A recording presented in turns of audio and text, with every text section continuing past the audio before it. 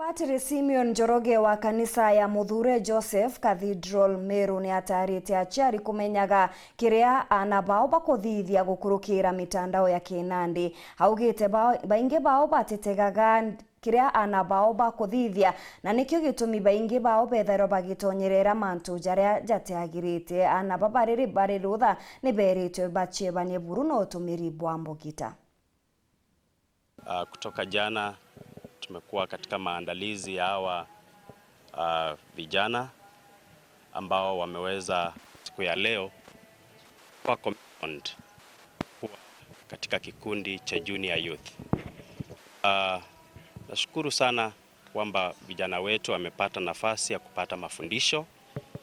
Yalikuwa ni mafundisho ambayo yanawawezesha au yanawatayarisha kuweza kuishi vyema kama vijana wadogo. Shule zimefungwa, wazazi watoto wenu wamekuja nyumbani. Kumbukeni ni watoto ambao Mungu aliwapa bure.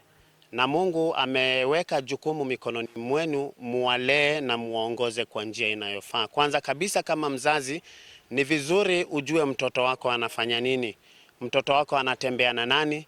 Mtoto wako ni nini anafanya katika internet? Mtoto wako ni nini anakula? Na mahusiano ambazo wanafanya. Kuwa rafiki sana na mtoto wako, hasa mtoto wa kike ambaye wakati huu kuna mambo mengi yanaendelea. For example, naambiwa kuhusu teenage pregnancy.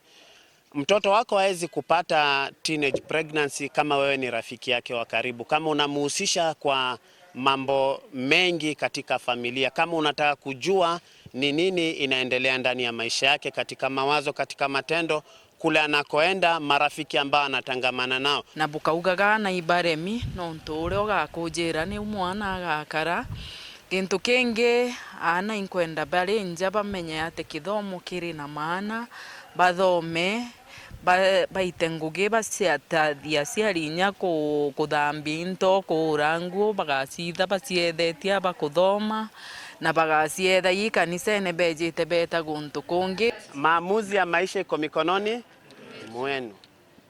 Hakuna kitu chochote kibaya kitakufanyikia kama wewe mwenyewe haujafanya nini?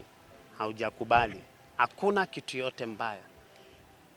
Whether it is taking drugs, whether it is engaging in anything.